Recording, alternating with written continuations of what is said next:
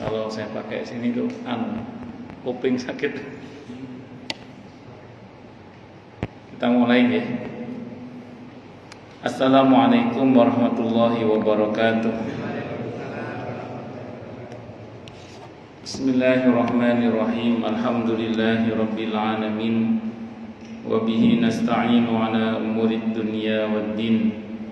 Wassalatu wassalamu ala asyrafil anbiya'i wal mursalin Sayyidina wa habibina wa syafi'ina wa qurrati a'yunina wa maulana Muhammadin wa ala alihi wa ashabihi wa dhurriyyatihi ajma'in. Amma ba'd.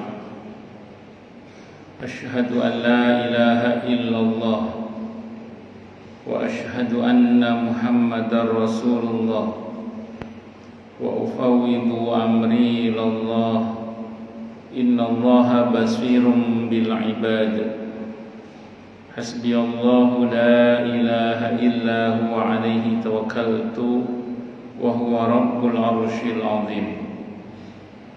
Qala Allah ta'ala fi kitabihil karim hikayatan an nabiyillahi Musa alaihi salam. Rabbi shrah li sadri wa yassir li amri wahlul 'uqdatam min lisani yafqahu qawli. Para alim, para asatidah, para bapak dan ibu serta adik sekalian, hafizani wa hafizakumullah. Wabil khusus segenap pengurus Masjid Asy-Syuhada yang semoga pengurusnya dan jamaahnya selalu dalam naungan rahmat, barokah, perlindungan serta bimbingan Allah Subhanahu wa taala. Amin Allahumma amin insyaallah. Allahumma inna nas'aluka ilman nafi'an wa rizqan thayyiban wa amalan mutaqabbala wa fatahallahu alaina futuhal arifin. Allahumma inna na'udzubika min ilmin la yanfa' wa amalin la yurfa' wa qalbin la yakhsha' wa du'a la yusma'. Allahumma ati anfusana taqwaha wa zakkiha anta khairu man zakkaha anta waliyuha wa maulaha. Amin Allahumma amin insyaallah. Allahumma innaka afuwun tuhibbul afwa fa'fu anna. Amin Allahumma amin insyaallah. Masih melanjutkan kajian kita tentang kitab Taqrib karya Abi Syuja' rahimahullah rahmatan wasi'ah wa rahimallahu ulama al-muslimin.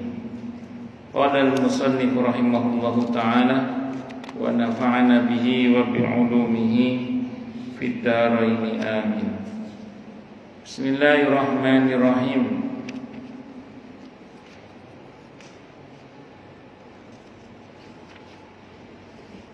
Faslun ay hadza faslun, ini fasal menerangkan tentang wal mutabayyi'ani, dan adapun dua orang yang sedang transaksi jual beli. Bil khiyari, boleh memilih jadi apa tidak transaksinya. Malam yatafarraqa, selagi keduanya belum berpisah. Jadi kalau keduanya masih belum berpisah, boleh pilih jadi atau tidak transaksinya. Ini namanya khiyar majelis selama belum berpisah. Saya mau terangkan dulu tentang khiyar. Khiyar ini bukan akad ya. Jadi khiyar ini bukan akad. Khiyar ini pilihan. Jadi saya ulang ya, khiyar itu pilihan. Pilihan apakah akan lanjut transaksi jual belinya atau batal.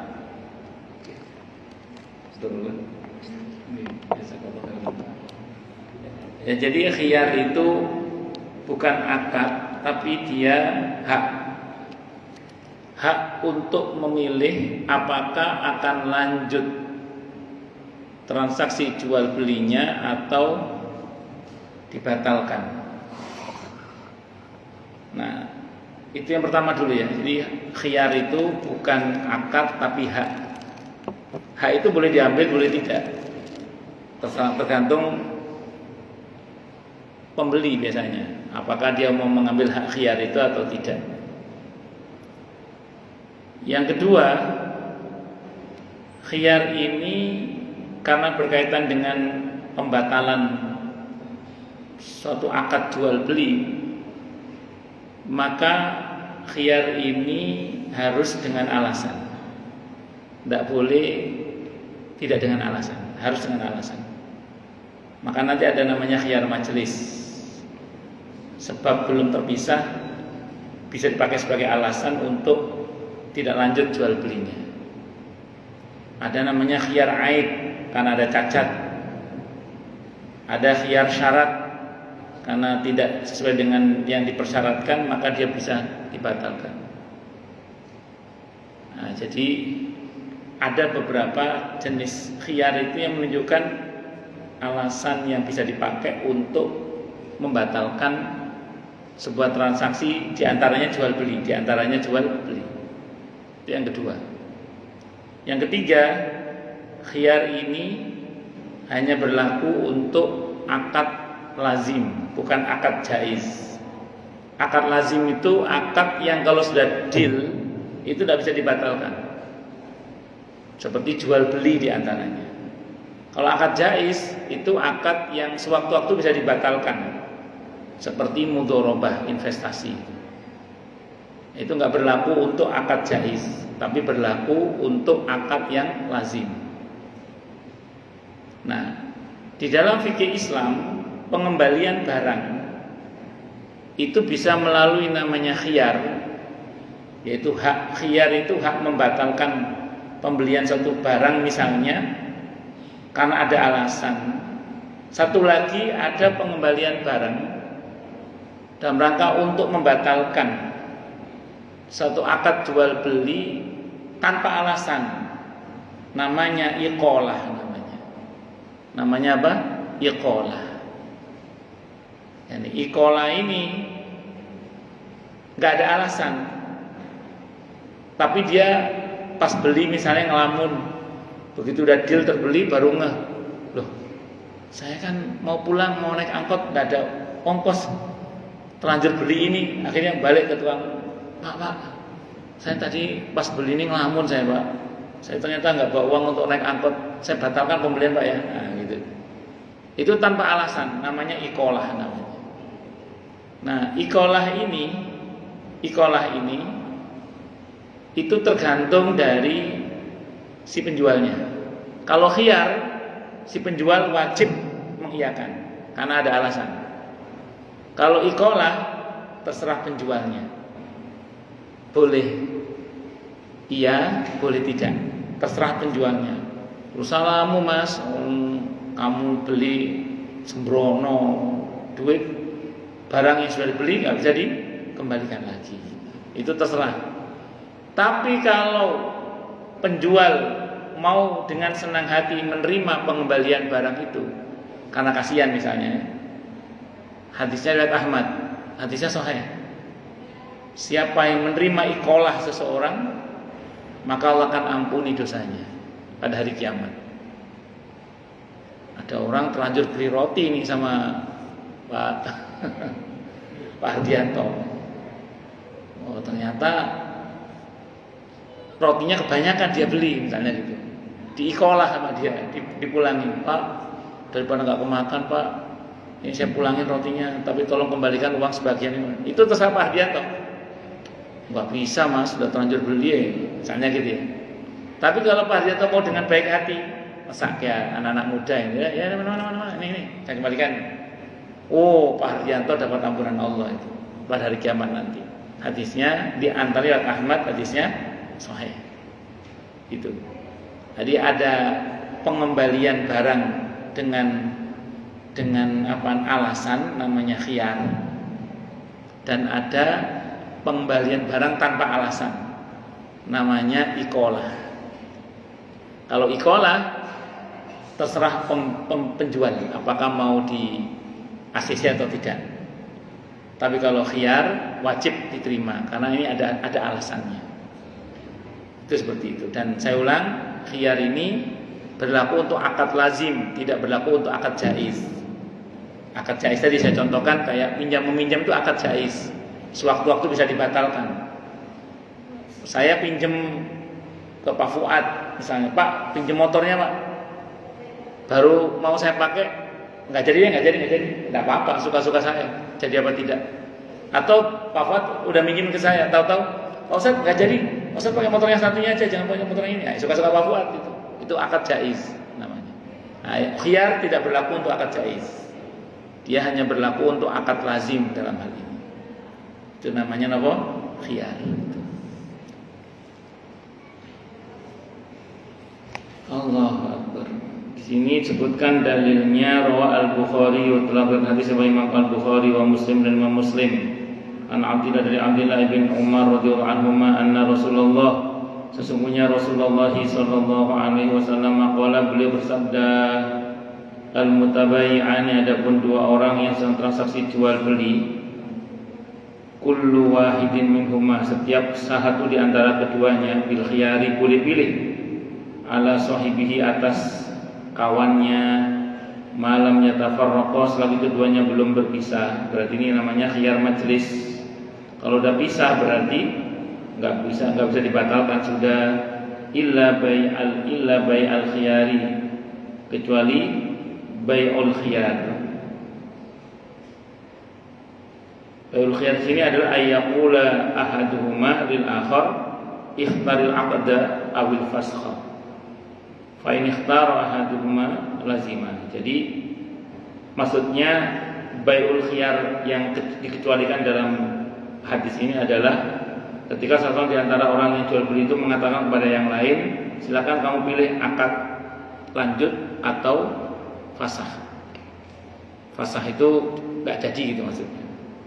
Nah, kalau kemudian dia memilih di antara keduanya itu, maka sudah dianggap sebagai akad lazim, yaitu namanya khiyar majelis tadi itu. Ya, saya pilih lanjut atau enggak, mumpung turun pisah ya. Lanjut, udah berarti lanjut dan tidak bisa dibatalkan secara lazim. Kalau dibilang udah kita batalin nggak jadi, ya sudah silakan, berarti nggak jadi, lanjut. Itu namanya khiyar majelis namanya itu. Walahuma, dan bagi keduanya, penjual dan pembeli, ayastariqo al khiyar, hendaklah keduanya mensyaratkan khiyar ila salah satu ayamin, sampai dengan 3 hari. Jadi boleh kalau memang butuh syarat ketentuan ini itu, boleh namanya khiyar syarat sampai dengan 3 hari.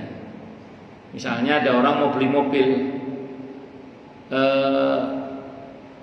harganya udah deal, dari pihak pembeli mengatakan izin saya test drive dulu ya, tak coba dulu, tapi saya maunya nyobanya 3 hari. Itu namanya khiyar syarat. Boleh, tidak apa-apa, asal ya kan ini pilihan ya, asal dari pihak yang menjual merelakan. Tapi kalau tidak merelakan ya berarti nggak jadi khiyarnya berarti. Itu seperti itu. Nah nanti kalau misalnya ternyata dipakai kok cocok, lanjut berarti akadnya. Kalau enggak ya dikembalikan, nggak jadi. Oh ternyata mobil sampean nggak bisa saya, atau apalah. Itu seperti itu. Rawal Bukhari, telah berhadis Imam Al-Bukhari wa Muslim dan Muslim an Abdillah bin Umar radhiyallahu anhuma, anna rajulan, sebenarnya ada seorang lelaki dzakara yang menyebutkan di Nabi kepada Nabi kita Muhammad sallallahu alaihi wasallam, annahu, sungguhnya yang bersangkutan yukhda'u, ditipu, fil buyu', dalam jual beli.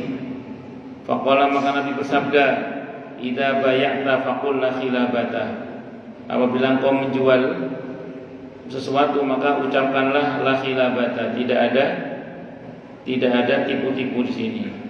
Wa indal Baihaqi, dan dalam kitab Imam, dalam riwayat Al-Baihaqi bisnadin hasan, yang sanad yang hasan, summa anta bil khiyari fi kulli sil'atin ittaqaha salasala layalin, kemudian engkau punya hak untuk memilih di setiap harta yang engkau beli selama 3 malam. Ini jadi anjuran Nabi itu kalau berjual beli itu kita supaya orang yang beli itu yakin, misalnya kita dianjurkan untuk mengatakan, tenang Pak, barang yang saya jual tidak ada yang reject, la khilabata, tidak ada tipu-tipu ini. Kalau nggak percaya silakan dibawa pulang dulu aja barangnya, saya kasih waktu 3 malam atau 3 hari. Itu namanya khiyar syarat. Nggak cocok kembalikan Pak, tukar yang baru nanti, tidak ada masalah. Kalau khiyar ini bisa batal juga, tidak hanya tukar tapi bisa bisa dibatalkan. Udah nggak jadi, uang kembali aja, bisa nggak apa-apa. Tapi dengan catatan deal dulu. Nah, tapi saya jamin nggak ada. Kalau barang rusak kembalikan. Itu saya kalau beli di ong keranji itu, kalau beli kulkas atau beli apa itu dari pihak ong itu ngomong gini, garansi toko 3 hari. Kalau 3 hari bisa kembalikan ke tokonya itu. Jadi nggak usah ribet ngurus ke pabrik, tapi di toko 3 hari. Kalau DIY itu DIY itu loh, ya itu 7 hari loh nggak salah itu. Asal struknya nggak hilang, 7 hari malah. Makanya nanti kalau rusak yang dibeli, kembalikan ke sini langsung, garansi toko langsung diganti dengan yang baru, Itu. Tapi kalau aturan syariatnya sih khiyar itu 3 hari. Kesuwen ya ada potensi-potensi yang Malah kalau planet ban itu, saya kan baru ganti ban belakang motor saya itu baru ganti. Itu planet ban itu memberi garansi cacat produksi 6 bulan. Planet ya 6 bulan. Pokoknya kalau yang penting struknya nggak hilang ya, struk pembelian itu nggak hilang. Ya, terus digaransi sama dia 6 bulan. Pokoknya kalau ada cacat produksi, kita ganti yang baru. Nah, cacat produksi itu sebenarnya bendol atau apalah gitu, saya nggak paham. Nah, itu masuk dalam kategori bisa masuk kategori khiyar syarat tadi itu. Itu seperti itu. Cuma sebenarnya kalau khiyar syarat itu bisa batal, kan jual belinya itu bisa dibatalkan. Tapi dalam konteks yang dimaksud ini bukan dibatalkan, tetap jadi akadnya, cuma diganti dengan yang baru itu aja.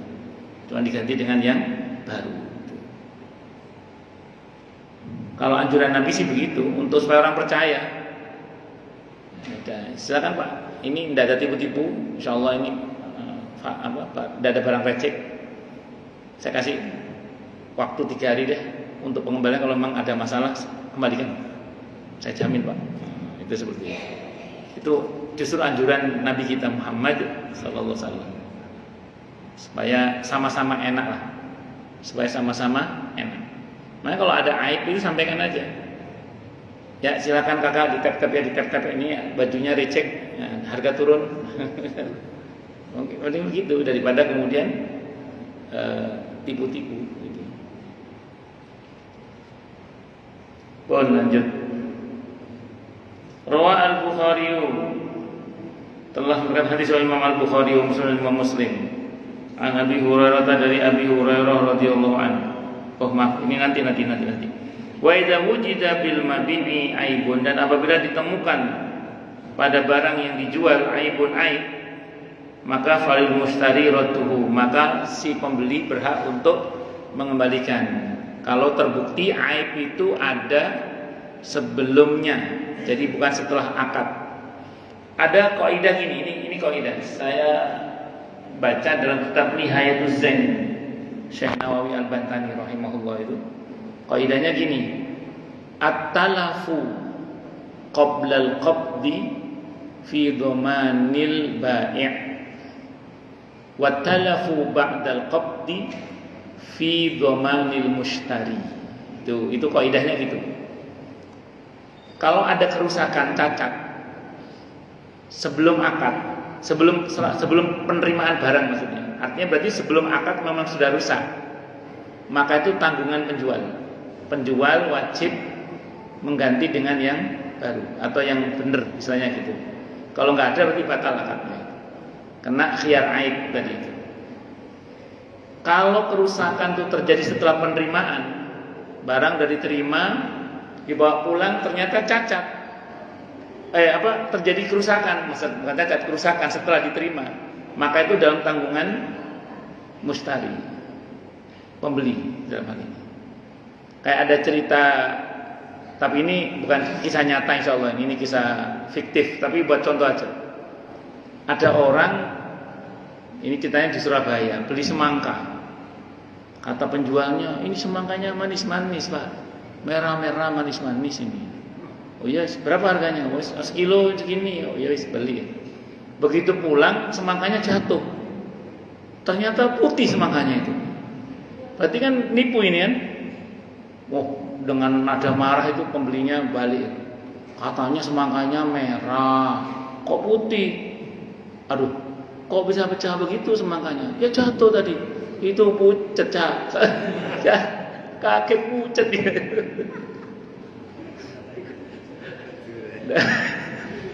Jadi kalau terbukti cacat pada semangka itu adalah karena memang sebelum terjadinya akad memang sudah rusak semangkanya, itu berarti aib, itu boleh ditukar itu. Allah, kayak ceritanya itu kan. Ayo ini jeruk manis. Begitu dibeli, wah balik. Bagaimana sampean ini? Katanya jual jeruk manis kok asem sekali. Sampean baru beli sekilo aja udah marah-marah. Saya sudah bertonton untuk beli jeruk kecut semua itu katanya. Nah ini kalau itu dianggap aib berarti bisa dikembalikan. Gitu. Kalau dianggap sebagai aib. Gitu. Kalau itu memang nyata sebelum terjadinya qabd itu. Dan ini contoh kisah-kisah fiktif tapi itu contoh ya maksudnya gitu. Mending apa adanya saja. Ada orang jualan apel Malang yang kecil-kecil itu kan, apel Malang yang kecil-kecil. Ya ada yang hijau gede, ada yang kecil-kecil itu. Berapa harga apelnya ini? Sekian. Kata yang beli itu ibu-ibu. Apel saopel-opel ae. Harganya mahal. Kata yang jualan, "Oh, Bu, sampean upilnya. Sampean upilnya apel-apel." Sampean upilnya apel-apel gitu. Ya situ. Biar gak ngantuk ya. Pun balik. Tapi yang tadi itu contoh aib itu, yang bisa dikembalikan itu, contoh. Ya mau apel sak opel-opel, aduh sampean cantik-cantik opelnya sak apel-apel. Oh lanjut, suwung Madura doron teh. Pun balik sampai mana tadi? Nah, jadi boleh dikembalikan.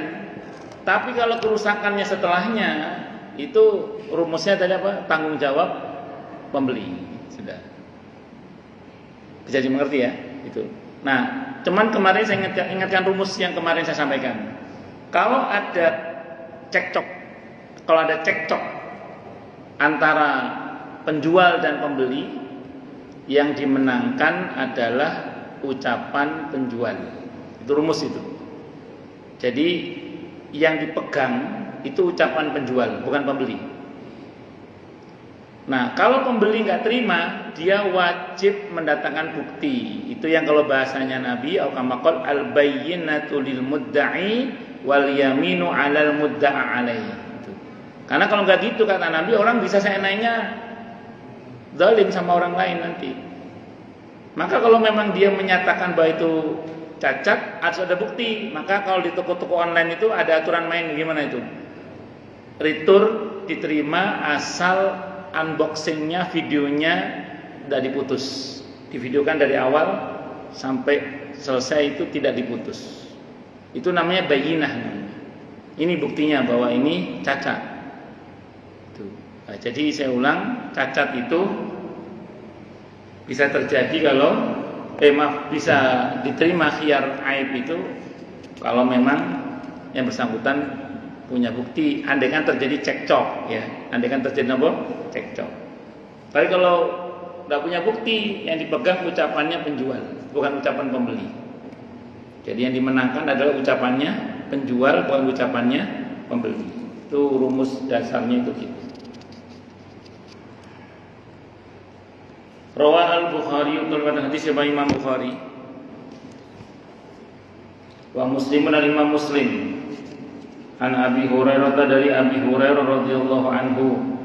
Anin Nabi dari Nabi kita Muhammad sallallahu alaihi wasallam. La tusarrul ibila wal ghanama. Janganlah kalian menahan memerah susu onta dan kambing hanya demi supaya kelihatan mengkel susunya itu, supaya laku mahal. Jadi sengaja sebelum dijual onta dan kambing itu sengaja tidak diperah susunya supaya kelihatan oh susunya banyak ini. Padahal aslinya susunya nggak banyak kalau diperah. Cuma supaya kelihatan banyak sengaja beberapa hari sebelumnya tidak diperah. Tidak boleh oleh Nabi. Kalau tujuannya untuk itu tidak boleh maksudnya gitu. Kecuali kalau dia ngomong ini mengkel pak karena beberapa hari nggak saya perah susunya. Kalau aslinya sih nggak sebanyak ini susunya. Itu tidak apa-apa kalau gitu. Tapi kalau tujuannya untuk mengelabui tidak boleh. Dulu waktu saya masih di Surabaya itu ada istilah kambing yang dipompa itu. Iya, berarti kelihatan gede gitu, padahal dipompa itu ternyata. Masuk angin mencret apa kambingnya itu, ya Allah. Kalau sekarang ayam yang disuntik terus dikasih air cairan itu ya. Itu tidak boleh itu. Itu curang, tidak boleh itu. Allah Akbar. Itu yang bisa menyebabkan aib atau cacat dalam barang yang dibeli itu nantinya. Faman itta'aha ba'du fa innahu bi khairin nadharaini ba'da ayyah talibaha insya'a amsaka wa insya'a raddaha wa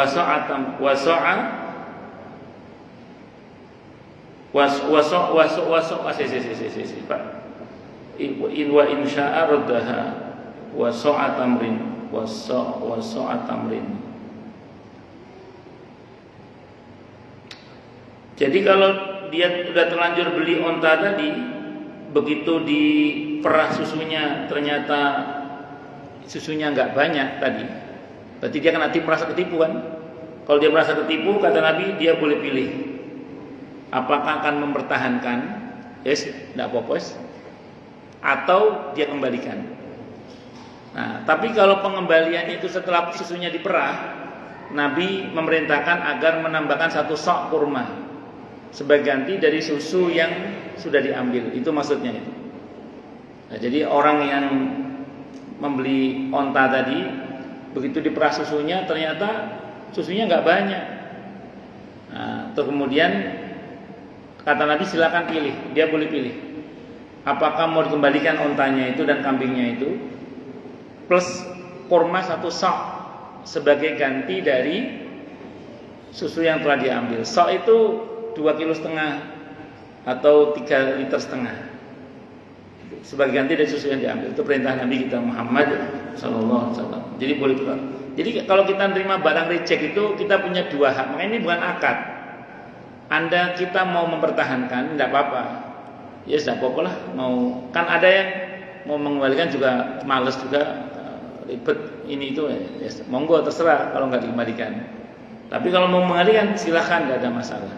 Kalau ada hal yang sudah kita ambil sebagai manfaat, ya berarti harus kita ganti dengan tadi makanan pokok beras. Kalau kita 1 sok 2,5 kg lah kira-kira itu sebagai gantinya.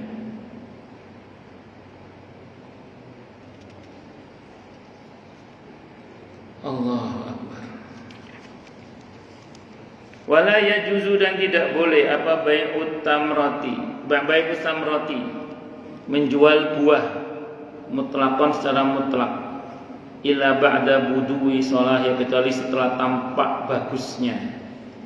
Jadi kalau masih pentil belum jelas nanti jadi apa tidak buahnya, maka tidak boleh dibeli. Kecuali memang dia cari buah yang pentil itu. Tapi kalau untuk dibeli matangnya tidak boleh, nunggu sampai jelas. Ya, kemarin saya sampaikan, mangga udah jelas nih ditaksir harganya. Nah, dia mau mengambil ini dalam kurun waktu sebulan. Udah ngomong ke pemilik. Dalam sebulan itu kan pentil-pentilnya kadang mungkin ada dan besar, itu tidak apa-apa kalau itu. Nah, yang nggak boleh itu kalau masih pentil belum jelas ditawar, itu tidak boleh. Harus sudah jelas.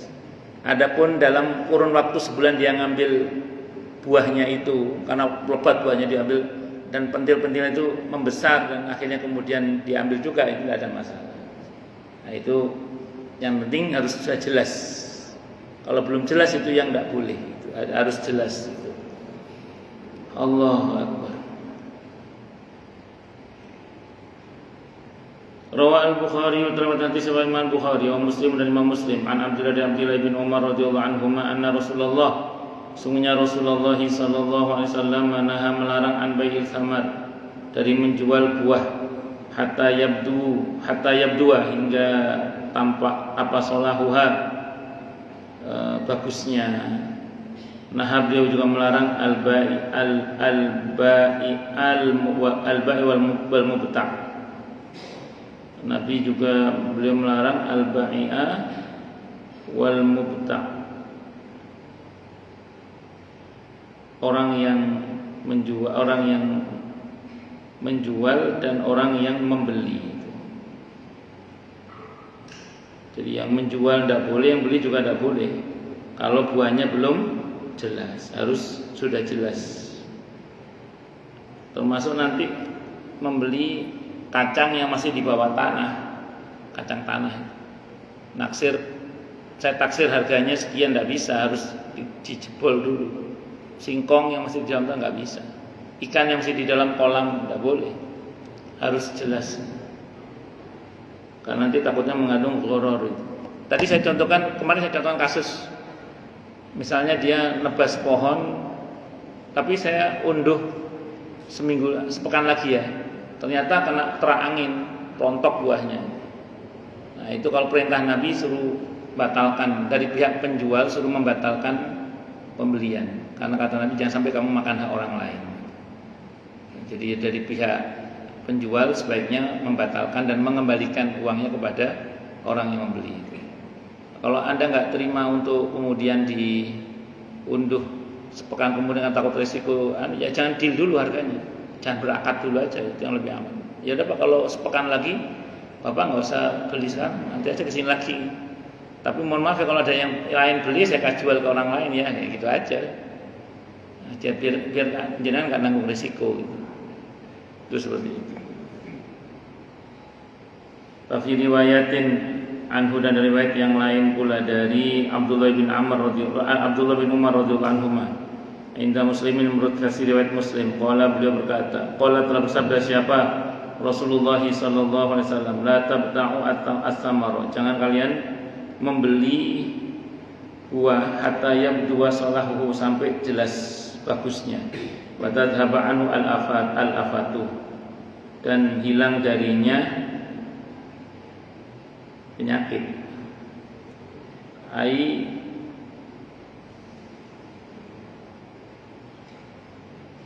Jadi jangan sampai kemudian kita ini membeli buah yang belum jelas, itu maksudnya. Sampai jelas buah ini bagus dan jauh dari penyakit, sampai jelas semuanya. Jangan sampai nanti beli dari pentil malah rontok semua itu. Apalagi buah-buah tertentu kayak durian itu kan nggak gampang durian itu. Dia mesen durian dari pentil-pentil, masih sepentil. Ini bukan pentil, ini udah gede ini, mohon maaf. Tapi tetap masih kecil ini. Potensi rontok masih ada. Maka cari yang betul-betul bagus. Wala bai'u ma fihi riba, dan tidak boleh pula menjual sesuatu yang di dalamnya mengandung unsur riba. Ai ma fihi illatu riba, yaitu sesuatu yang di dalamnya mengandung alasan hukum berkaitan dengan riba. Wa hiya kaunhu asmanan aw mat'uman.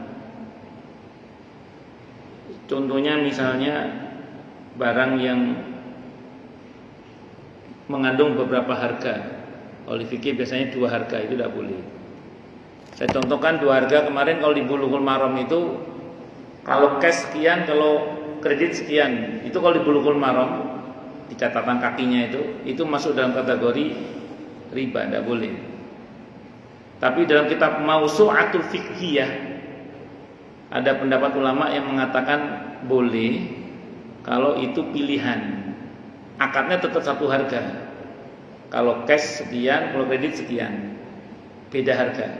Itu dalam kitab Mausu'atul Fiqhiyah boleh. Ada pendapat yang membolehkan. Jadi ada beda pendapat ulama dalam masalah ini. Jadi kalau pendapat yang pertama ada di Bulughul Maram itu, di catatan kakinya itu. Nah, kalau cash sekian, kalau kredit sekian, itu tidak boleh. Itu 2 harga. Tapi kalau Anda baca dalam kitab Mausu'atul Fiqhiyah, itu ada pendapat ulama yang mengatakan kalau itu cuma pilihan harga, ujungnya cuma satu harganya, maka boleh, tidak apa-apa. Jadi kalau cash sekian, kalau kredit sekian, boleh, tidak apa-apa. Nah, terus 2 harga ini masuk kalau dalam konteks sekarang itu fluktuasi bunga itu. Jadi bulan ini bunganya sekian persen, bulan depan sekian persen, sehingga tiap bulan itu harganya bisa beda-beda. Itu tidak boleh. Nah, termasuk juga diantaranya kita beli barang dengan harga yang di kredit itu harganya terus nggak beda, tiap bulannya kredit segitu. Tapi begitu mau kita lunasi, tiba-tiba harganya beda. Kan ada orang mau melunasi, tiba-tiba harganya beda. Kalau pengurangan masih mending. Kadang kalau dilunasi malah kena penalti, malah tambah mahal kadang. Nah, ini tidak benar kalau itu namanya 2 harga. Allahu Akbar.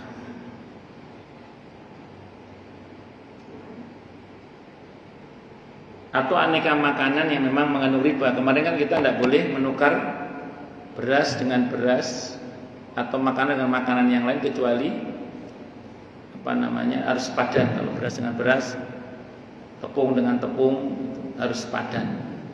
Tapi itu tidak berlaku untuk makanan matang ya. Kalau makanan matang, kata Imam Nawawi dan kitab Majmu' Syarhul Muhadzab, kalau makanan matang enggak apa-apa. Tukar menukar makanan matang itu tidak apa-apa. Tapi kalau tukar menukar makanan yang mentah kayak beras, tepung, dan beberapa yang mentah lah, nah, itu masuk dalam kategori riba, tidak boleh. Makanya kemarin sudah diatur, harus betul-betul mislan bimislin, harus betul-betul sesuai. Nah, sementara menyesuaikan itu kadang sulit kalau untuk makanan seperti itu. Kecuali yang jelas bisa ditakar kayak beras, kayak gandum, tapi kalau jenis-jenis tertentu yang susah ditakar kan ya repot. Nah, makanya kalau untuk yang sudah matang tidak apa-apa. Tapi kalau yang tidak boleh. Maka kalau misalnya kemarin saya contohkan ya, karena ini termasuk perkara-perkara yang berbau ribawi, maka kalau menukar ini nggak boleh kecuali harus cash seketika. Pak, saya tukar ikannya dengan beras ya. Boleh, tapi seketika. Jangan ini ikannya, berasnya mana? Besok tak giling padi dulu, nggak boleh. Harus seketika. Kalau nggak kita nanti berlaku ketentuan riba kemarin itu. Harus langsung, harus cash, dan harus sesuai. Tidak boleh yang tidak sesuai. Kalau untuk yang sejenis maksudnya. Kalau yang nggak sejenis boleh, tapi harus cash seketika, tidak boleh ditunda. Kecuali makanan matang. Kalau makanan matang tidak apa-apa, nggak berlaku ketentuan ribawi, kata Imam Nawawi. Allah.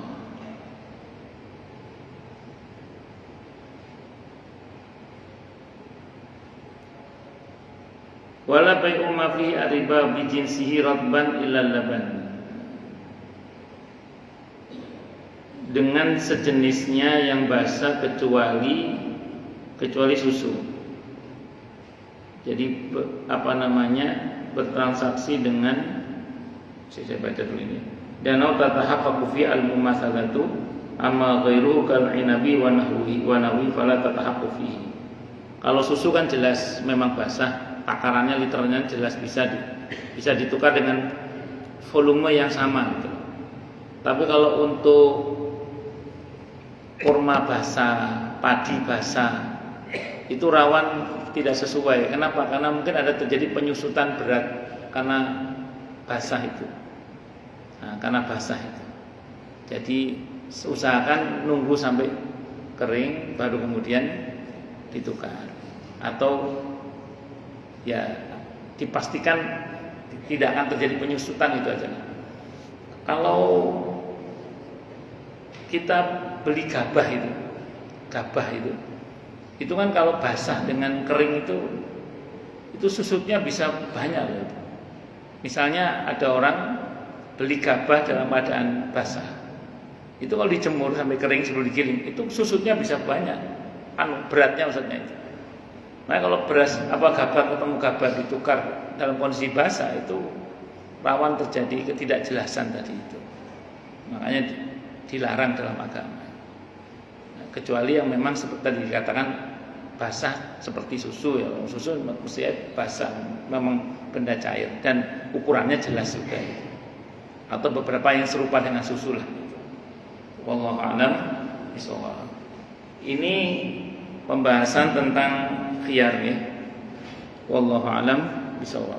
Ya monggo silakan yang mau tanya, protes, marah boleh silakan. Kalau enggak saya teruskan ke akad salam. Iya monggo Pak Fahrozi. Pak Fahrozi. Bagaimana hukumnya kalau kita beli barang melalui online? Barang itu. Oke. Ya, beli barang secara online. Terus yang kedua,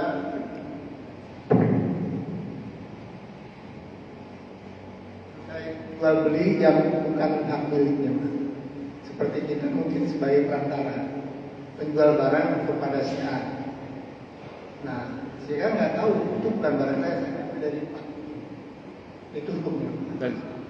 Yang pertama, kemarin di awal pembahasan kita sudah kita bahas bahwa jenis jual beli yang boleh itu adalah barangnya nggak ada karena online tadi itu, masih goib, barangnya tidak ada di depan kita karena online tadi itu. Cuman spesifikasinya disebutkan. Nah, kalau barang yang sampai sesuai dengan spesifikasinya, maka akadnya lazim, sudah nggak bisa dibatalkan. Tapi kalau sampai kepada yang bersangkutan kok tidak sesuai dengan spesifikasinya, si pembeli berhak membatalkan pembelian tersebut. Pendapat lain mengatakan tidak batal jual belinya, tapi dia berhak menuntut ganti, gitu, yang sesuai dengan spesifikasinya. Nah itu di pembahasan kita pertama kemarin yang awal begitu Pak. Jadi boleh asalkan disebutkan spesifikasinya, dan kalau sesuai berarti lazim sudah akadnya. Kalau nggak sesuai, pihak pembeli boleh mengajukan pembatalan. Kalau di online namanya diretur gitu ya, boleh silahkan. Nah, atau tetap jadi jual beli tapi menuntut penggantian yang baru misalnya, itu boleh, silahkan. Yang pertama dulu nih. Yang kedua, kemarin juga sempat saya bahas orang makelaran. Makelar ini sebagai apa? Kalau dia sebagai wakil dari pemilik barang, misalnya Bapak tadi nyebut Pak Haryanto, rotinya saya jualkan ya. Oh iya silakan jual aja. Dari Bapak harganya berapa? 1.000. Izin saya jual 2.000, boleh ya? Oh terserah Bapak. Nah, silakan. Tapi kalau Pak Haryanto ngomong, enggak boleh Pak, 1.000. Boleh lah, enggak boleh. Nah, berarti Pak Fakhruddin enggak punya kewenangan menambah harga karena Bapak sebagai wakil dalam hal ini. Nah, kecuali Pak Haryanto mengizinkan, itu tidak ada masalah. Nah, jadi itu. Nah, kalau maaf tanpa izin Pak Haryanto, tahu-tahu Bapak deal-dealan dengan saya. Pak Ustadz, roti ini saya jual sekian. Padahal Bapak bukan pemilik barang dan belum dapat izin dari Pak Haryanto. Deal-dealan kita itu batal. Kenapa? Karena Bapak bukan pemilik barang.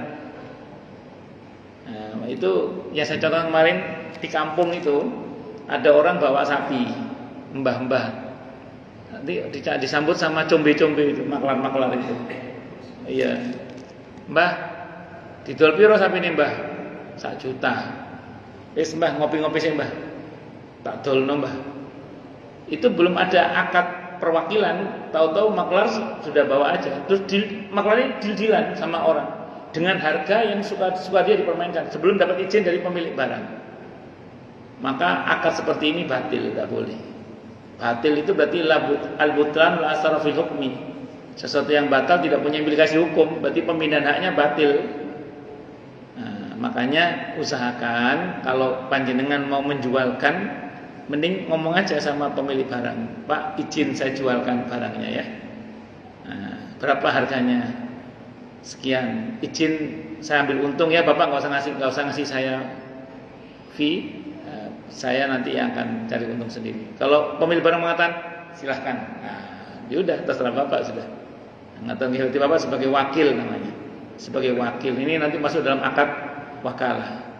Makanya gini, saya mohon maaf kemarin sempat saya singgung di sini.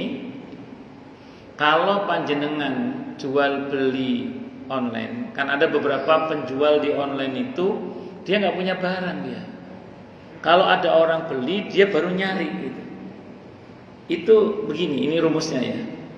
Kalau ada orang masukkan ke keranjang terus sudah mulai check out dan pembayaran, itu jangan langsung diproses dulu. Cari dulu barangnya supaya dia miliki barang itu dulu, baru kemudian dia proses. Itu baru benar itu. Karena kalau barangnya belum ada sudah dia proses, itu sama dia sudah berakad padahal belum, barangnya dia nggak punya. Tidak boleh begitu itu. Harus, itu namanya barang yang gaib. Kita kemarin disebutkan gaib itu nggak bisa. Harus ada barangnya. Itu satu. Yang kedua, atau gini, datangnya aja tokonya yang kita pasang barangnya di marketplace kita itu, ngomong aja, Pak, izin barang-barang toko Bapak saya jualkan ya. Oh ya Mas, tak apa-apa. Maaf, izin harganya berapa saya ke Bapak? Sekian. Izin saya ambil untung lebih boleh ya? Oh ya silakan, tidak apa-apa. Nah, berarti Bapak bertindak sebagai wakil dari pemilik barang tersebut. Nah, ngoten nggih, wallahu a'lam bishawab. Baik. Ya monggo Pak Ariyanto. Assalamualaikum warahmatullahi wabarakatuh. Waalaikumsalam warahmatullahi wabarakatuh. Ini mungkin agak numpang dikit tapi mungkin ada pencerahan aja. Nggih. Dalam satu transaksi yang ada hubungan antara pemberi pekerjaan dan penerima pekerjaan. Jadi kadang-kadang ada suatu fenomena si penerima pekerjaan ini berharap mendapatkan pekerjaan dengan memberikan suatu janji-janji, misalkan janji sebagai ucapan terima kasih dalam bentuk barang, benda ataupun uang. Nah, ini hukumnya seperti apa untuk pemberi pekerjaan dan penerima pekerjaan? Baik. Pertanyaannya ini apa dulu dan siapa dulu? Itu dulu. Apa dulu pekerjaannya dan siapa dulu ini? Nah, itu penting itu. Kalau yang dimaksud itu nanti ranahnya di kekuasaan, di ranah kekuasaan, apalagi sampai di pada ranah pemegang kebijakan misalnya gitu. Bukan hampir, semua hadis berkaitan dengan riswah itu sentuhannya dengan kekuasaan. Sependek yang saya ketahui ya, semua hadis yang berkenaan dengan larangan riswah itu semua bersentuhan dengan kekuasaan, pemegang kebijakan. Jadi kalau yang Bapak maksud adalah jual beli jabatan di pemerintahan misalnya, atau ya deal-dealan di level itu, maka ini tidak benar. Bisa dimengerti ya? Nah, apalagi sudah membuat janji-janji ini, itu sudah masuk dalam kategori riswah sudah itu. Riswah itu kan kalau kita baca dalam kitab At-Ta'rifannya Syekh Al-Jurjani rahimahullah, memberikan sesuatu kepada pihak lain untuk menghakkan yang batil dan membatilkan yang hak. Padahal bukan hak dia, masih ada, kalau diuji kompetensi masih banyak yang lebih berhak sebenarnya, tapi dia karena itu ada deal-dealan apa ini itu. Oh itu begitu itu tidak hanya di ranah jabatan publik yang sifatnya umum, hingga di ranah yang berbau-bau agama itu bisa sampai begitu Pak, itu bisa terjadi seperti itu. Nah, jadi kalau itu yang dimaksud tentu tidak boleh. Kalau itu yang dimaksud. Tapi kalau jenisnya satpam menyarikan pekerjaan orang untuk jadi pembantu rumah tangga di Harapan Indah, banyak gitu ya. Ya kan, tak kasih informasi lowongan kerja, tapi aku minta upah. Boleh kalau itu tidak ada masalah. Itu nanti dia jual informasi namanya. Dia punya link, dia punya informasi. Ada orang sini butuh pembantu, Pak Satpam, ada tetangganya nggak yang bisa gosok nyuci? Nah, terus karena dipegang informasi, dia ngomong ke tetangganya, ada bos ini butuh pembantu, mau nggak kamu kerja? Tapi saya minta upahnya ya. Nah, itu tidak apa-apa kalau itu. Kan dia jual informasi. Dan itu tidak berkaitan dengan kebijakan, kekuasaan dan seterusnya. Nah, sekarang itu termasuk yang mana, itu aja sih Pak. Saya kira itu Allah a'lam bishawab. Ya. Tergantung siapa dan jenis pekerjaan apa dulu. Ini mungkin saya beri contohnya, misalkan suatu institusi itu baik pemerintah atau swasta, ini swasta yang saya maksud. Itu misalkan dalam suatu tender itu diikuti oleh 5 kandidat. Nah, 5 kandidatnya mungkin punya kompetensi dan spesifikasi yang berbeda dengan sama, karena sudah ada penentuan spek. Nah, dari 5 kandidat ini ada satu kandidat itu yang memang memberikan suatu harapan kepada pemberi pekerjaan, mungkin dalam bentuk janji. Saya pernah dengar bahwa kalau itu janji itu tidak menyebutkan nilai nominalnya, itu dibenarkan sebagai ucapan terima kasih. Tapi kalau sudah akan memberikan nanti mau ngasih 2,5%, 5%, itu tidak diperbolehkan. Apakah memang seperti itu? Itu mempengaruhi kebijakan namanya. Kalau mempengaruhi kebijakan tidak boleh, itu riswah. Itu sudah jelas mempengaruhi kebijakan, itu sudah jelas itu. Tapi kalau tender berjalan dengan baik, dengan lancar, dengan apa adanya lah gitu ya. Kemudian dimenangkanlah salah satu dari peserta tender itu dengan jujur, dengan tidak ada apa-apa. Terus di suatu saat dia merasa berterima kasih kepada yang bersangkutan, terus dia memberikan hadiah. Kalau merujuk pada penjelasan itu, sebenarnya itu sudah bukan lagi riswah. Cuman kalau mau manisnya rezeki jangan diterima, gitu aja. Mana dasarnya? Ketika Sayyidina Utsman menggugat istrinya yang diberi kalung itu, kata Sayyidina Utsman, kembalikan kalung itu. Ini kamu diberi ini karena kamu istrinya khalifah. Tapi ini kan tidak pengaruh kebijakan Anda sama sekali. Oh, ini loh untuk saya. Enggak, saya enggak terima. Akhirnya istrinya itu digugat oleh Sayyidina Utsman radhiyallahu anhu di pengadilan. Anda tahu pengadilan memenangkan siapa? Pengadilan memenangkan istrinya Sayyidina Utsman bin Affan radhiyallahu anhu. Dan beliau berpidato, sengaja ini saya lakukan untuk menjelaskan kepada publik bahwa ini betul-betul tidak mempengaruhi kebijakan saya sama sekali. Nah, itu yang saya tahu. Wallahu a'lam. Jadi kalau itu jelas mempengaruhi itu. Ya, apalagi sudah dijanjikan di awal.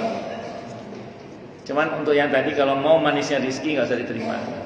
Kalau mau manisnya rezeki ya begini-begini kan enak ngomongnya aja, dan prakteknya yang studi tidak pakai dalil. Makanya kalau sanggup luar biasa. Ini di online ada yang nanya ini, Pak Ustadz izin tanya, kalau kita belanja di supermarket terus kita buka makanan atau minuman yang kita beli tapi belum kita bayar, tapi akan kita beli, apa hukumnya, boleh atau haram kalau belum dibayar? Kalau belum dibayar, belum terjadi akad, berarti masih belum pindah hak. Kalau belum pindah hak berarti kalau kita memakannya atau meminumnya itu batil, berarti haram, tidak boleh. Makanya harus berpindah hak dulu, baru kemudian dimakan. Nah, ini problemnya kita makan di warteg. Di warteg kan kita belum bayar itu. Kadang belum tahu harganya lagi. Belum tahu harganya. Langsung main makan aja. Ini kalau dalam mazhab Syafi'i problem itu. Kalau dalam mazhab Syafi'i mestinya nanya dulu, pinten nih, sekian, bayar dulu baru kemudian makan. Maka di beberapa restoran-restoran yang kita bayar dulu baru makan itu yang benar sebenarnya. Itu yang benar sebenarnya. Mas saya beberapa kali itu saya pribadi ya kayak beli kelapa muda misalnya itu. Kan karena saya menurut tempat itu saya tanya dulu berapa Mas? Ya saya bayar dulu baru saya minum itu. Kalau saya pribadi. Di warteg juga sama. Kalau ingat tapi kadang lupa juga sih. Tapi kalau yang itu uli maridahu lah kalau yang itu. Kalau itu insya Allah uli maridahu kalau. Oh yang itu insya Allah uli maridahu. Tapi kalau yang di minimarket tadi tidak boleh. Tidak boleh. Wallahu a'lam bishawab. Monggo silakan yang lain. Nggih, monggo.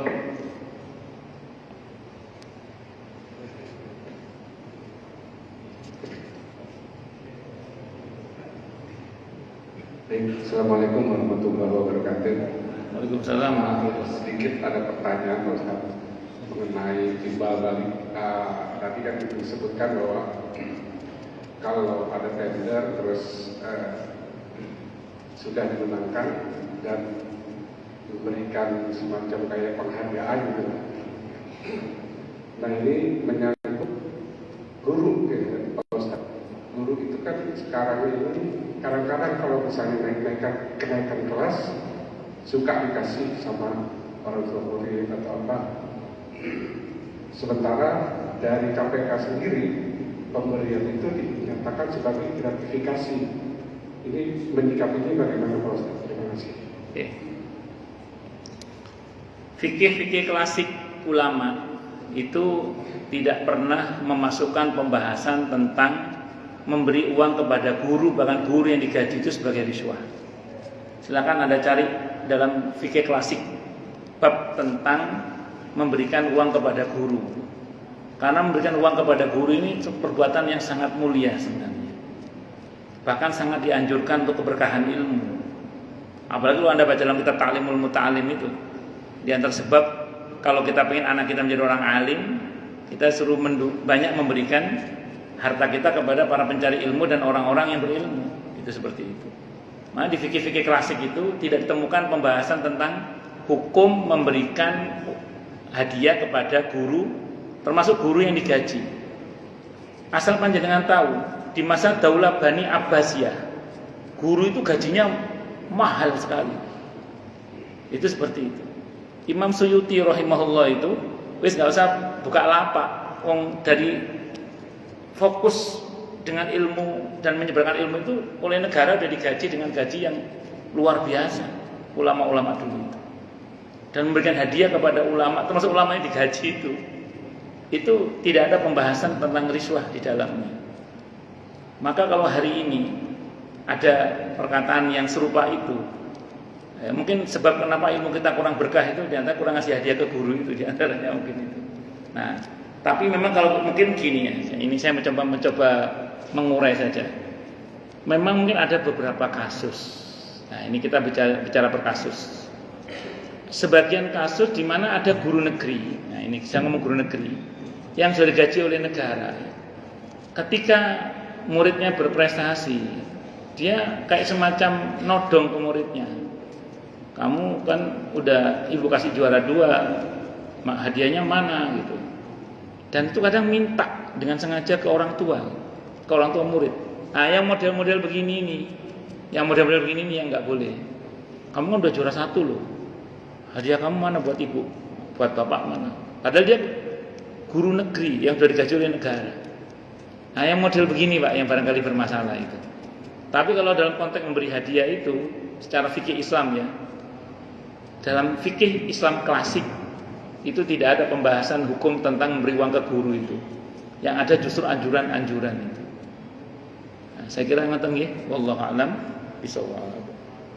Nah, ini kalau maaf yang di online, kalau terlanjur sudah seperti itu selama ini ditobati, jangan diulangi lagi. Kalau saya secara pribadi itu kalau anak kadang kan keburu pengen minum itu, kita biasanya langsung ke kasirnya, Mbak ini izin saya bayar dulu satu ini nggak apa-apa ya. Ini anak saya mau minum ini. Kadang begitu saya. Izin gitu. Kadang kalau bisa gitu, kadang ngantri juga sih masalahnya. Ya gimana Kak? Harus sabar sampai betul-betul sudah dibayar. Karena itu belum pindah hak itu tadi. Wallahu a'lam bishawab. Monggo yang lain silakan. Masih. Monggo. Assalamualaikum warahmatullahi wabarakatuh. Waalaikumsalam warahmatullahi wabarakatuh. Ustaz menanggapi tentang masalah dua harga tadi Ustaz. Kalau Ya. umpamanya cash sekian, kalau kredit sekian. Itu di Bulughul Maram. Dulu malam. Ya, kalau di Mawsu'atul Fiqhiyah beda lagi nanti. Oh. Ya. Artinya secara kesimpulan garis besarnya apakah itu diperbolehkan atau tidak itu? Bapak silakan pilih. Kalau Bapak mengacu pada Bulughul Maram, tidak boleh. Kalau Bapak mengacu pada Mawsu'atul Fiqhiyah, itu pembahasan fikih yang agak lebih lebar, itu boleh. Ada yang membolehkan, maksud saya begitu. Itu. Wallahu a'lam bishawab. Monggo monggo Pak. Kalau hukumnya jual beli lelang itu kalau dalam lelang kendaraan atau rumah. Yang menjadi masalah dari lelang itu kan barang sitaan ya itu ya. Yang menjadi masalah dari lelang itu kan barang sitaan itu masalahnya. Ya gini kan yang menjadi masalah dari lelang itu barang sitaan. Memang negara itu punya kewenangan untuk menyita, terutama untuk kasus hutang piutang yang tidak kunjung selesai itu negara bisa mengeksekusi untuk mengambil barang itu untuk menyelesaikan kasus hutang piutang di antara para pihak yang terkait biasanya gitu. Nah, saya tidak tahu yang dibangun di negeri ini sudah benar apa tidak terkait dengan itu yang saya nggak paham. Karena saya ambil contoh aja, ada beberapa jamaah saya itu yang bukan beberapa, ada satu jamaah saya pernah cerita sama saya. Rumah saya di Kemang itu disita Ustaz, di Kemang Pratama. Padahal sebenarnya saya masih sanggup sebenarnya. Tapi karena dari pihak bank tertentu itu kebelet pengen nyita rumah dia karena rumahnya seksi menarik sekali. Jadi keburu disita. Nah, yang begini-begini kan jamak terjadi. Nah, saya nggak tahu dalam konteks di negeri kita ini sehat apa tidak dalam masalah ini. Tapi kalau memang yang dilelang itu barang-barang sitaan yang memang negara punya kewenangan untuk menyitanya dan kemudian dijual dengan sistem lelang tadi itu silakan, tidak ada masalah. Cuman dalam sistem lelang itu rawan terjadi namanya najshun namanya. Pakai shin, najshun. Najshun itu para pihak yang ikut dalam pelelangan itu tapi dia tidak berniat untuk membeli. Tapi lebih kepada memainkan harga supaya nanti pihak yang benar-benar beli itu membelinya dengan harga yang tinggi. Nah, ini najshun, dalam Islam dilarang yang begitu, itu tidak boleh. Najshun, pakai shin ya, bukan sin. Najshun namanya. Bahasa Jawanya banjet. Banjet itu dia pura-pura nawar untuk mendongkrak harga. Dia nggak pernah punya niat untuk membeli, enggak. Ini tidak boleh, dalam Islam tidak boleh kalau begitu. Nah, saya sependek yang saya tahu di dalam sistem lelang itu kadang memang ada dibuat pihak-pihak yang seolah-olah dia membeli padahal dia tidak punya niat membeli supaya harganya. Nah, yang begitu itu tidak boleh yang itu. Pihak yang begitu itu tidak boleh. Ya cukup bapak saja yang memang tulus ingin membeli itu aja. Yang begitu dia nggak boleh, yang begitu itu dia nggak boleh. Gitu. Kalau bapak cukup bapak tulus membeli. Dan pastikan barang yang dibeli ini bukan barang sengketa yang batil gitu aja. Jadi memang ini sengketa yang memang negara punya kewenangan untuk menyita. Ya, saya kira itu wallahu a'lam bishawab. Ya, bisa misalnya gini, clear ini sitaan mobil pejabat yang korup misalnya gitu. Nah, diambil oleh negara karena kan orang ngambil hak orang lain itu wajib mengembalikan kepada yang berhak kan. Terus negara udah mengambil itu, terus menjual itu silakan kalau bapak mau beli mobil-mobil panas itu, monggo silakan. Ya mobil kan panas pak, kalau dinyalain kan panas itu. Intinya kalau kita bermain di lelang itu tidak dianjurkan. Bukan tidak dianjurkan, bapak harus jeli gitu aja. Pastikan bahwa memang ini barang yang dilelang ini barang yang memang patut untuk dibeli. Jangan sampai dari kasus mendolimi para pihak gitu loh. Ya untuk tahu itu ya cari informasi gitu aja. Ngaten. Ya nggak usah jauh-jauh lah pak. Orang yang nggak kuat kredit terus disita barangnya. Kan kalau dalam akad Islam kemarin saya terangkan kredit dalam Islam itu nggak ada sita. Bapak beli mobil secara kredit begitu deal akadnya, mobil itu udah milik bapak sudah. Nah, yang tersisa antara bapak dengan Pak leasing itu, ya Pak Le kan Pak leasing itu. Nah, itu bapak hanya hutang uang sudah, bukan hutang mobil. Mobil milik bapak, maka dalam sistem kredit syariah itu harusnya tidak ada sita. Nah, bapak maksudnya ini sitaan apa nih? Sitaan apa ini gitu loh, harus jelas itu. Kalau sitaan dari model-model begitu kan tidak boleh sebenarnya gitu maksud saya. Kecuali sitaan dari koruptor lah. Di mana negara berhak untuk menyita itu monggo silahkan. Itu saya kira. Tapi kalau yang dari sitaan-sitaan orang nggak mampu bayar, itu kalau menurut saya sih cari yang lain aja lah. Iya, cari yang lain aja. Saran saya gitu. Wallahu alam.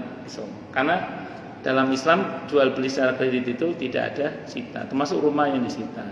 Saya contohkan kemarin kan ada orang mau beli rumah cash, tidak punya duit. Dia datang ke Pak D kan, Pak developer. Nah, Pak developer tidak mungkin menjual rumah kalau dia nggak punya uang cash untuk membeli rumah itu. Akhirnya sama Pak D dibawa ke Pak leasing itu. Nah, akhirnya terjadilah akad kredit itu kan. Dari pembeli datang ke Pak D, Pak developer dibawa ke Pak leasing itu. Wallahu a'lam bishawab. Nggih, monggo Pak. Assalamualaikum warahmatullahi wabarakatuh. Waalaikumsalam warahmatullahi wabarakatuh. Ustaz, saya pernah baca buku cara berdagang syariah Islami. Jadi tempat terjadi penjualan ada di pasar. Nah, kalau seperti itu artinya kalau ada orang bawa dagangan itu tidak boleh dicegat di jalan. Ya, betul. Jadi harus masuk pasar sehingga Betul. setiap pembeli juga adil, punya hak yang sama. Betul. Nah, melihat kondisi seperti sekarang, zaman modern ini hampir semua itu mungkin tidak ada lagi. Nah, terus. Sikap seperti ini bagaimana ya? Dulu itu dilarang. Kan ini kalau kita ngomong hukum itu harus paham ilatnya, alasan hukumnya. Kalau dalam konteks hadis itu ada namanya tahqiqul manat. Tahqiqul manat itu menguji relevansi ilat dengan waqi'. Waqi' itu konteks sekarang. Dulu di masa Nabi itu dilarang, konteksnya apa? Dalam konteks kekinian cocok nggak larangan itu? Nah, rupanya kalau kita baca sebagian penjelasan para ulama tentang ini, saya baca dalam fikih sunnah diantaranya, kenapa kok Nabi melarang orang membeli di tengah jalan sebelum sampai ke pasar? Karena orang ini belum tahu informasi harga-harga di pasar. Dicegat di tengah jalan untuk mengelabui orang ini. Padahal di pasar harganya mahal. Nah, karena dia belum tahu dijual dengan harga yang sebelum-sebelumnya murah itu, makanya dilarang oleh Nabi. Nunggu sampai pasar setelah dia tahu informasi harga di pasar. Nah, di zaman sekarang harga di pasar sudah bisa diakses melalui internet misalnya. Jadi kalau sudah begitu ya tidak ada masalah. Maka kalau kita membaca satu hadis itu kita mesti paham namanya tahqiqul manat itu, menguji relevansi ilat dengan waqi'. Itu. Nah, dulu konteksnya seperti itu. Maka zaman sekarang tidak ada masalah karena ilat yang dulu ada sekarang sudah nggak ada lagi. Nah, dulu sebab larangan itu nggak ada lagi sekarang gitu. Karena harga-harga sudah bisa diakses. Begitu Pak yang saya pahami. Wallahu a'lam bishawab. Sampeyan itu loh Pak. Nabi pernah melarang para sahabat menyimpan daging kurban lebih dari 3 hari. Itu dalam konteks sekarang itu sudah nggak masuk hadis itu. Kenapa? Karena sudah dimansuh, sudah dihapus dengan konteks larangan itu adalah karena ada bencana ceritanya. Ada bencana, sahabat punya usul, ya Rasulullah, bagaimana kalau seandainya tidak usah kurban, uangnya kita pakai bantu bencana. Kata Nabi, jangan, tetap kurban. Karena kurban itu syariat. Nah, cuman Nabi pesen jangan menyimpan daging kurban lebih dari 3 hari, supaya daging kurban itu terdistribusikan untuk membantu korban bencana itu. Nah, itu dalam konteks sekarang kan sudah nggak begitu sudah. Nah, maka menyimpan daging kurban lebih dari 3 hari, setelah itu tidak ada masalah lagi. Karena alasan hukumnya udah nggak ada lagi. Gitu. Nah, ilatnya udah nggak ada lagi. Ilat itu alasan hukum. Nah, jadi kalau kita bicara hadis, itu biasanya ada namanya tahqiqul manaq, menguji relevansi ilat dengan waqi'. Waqi' itu konteks kekinian.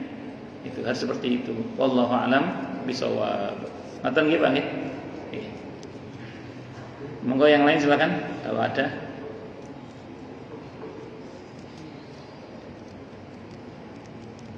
Jelas semua nggih? Atau tidak jelas semua?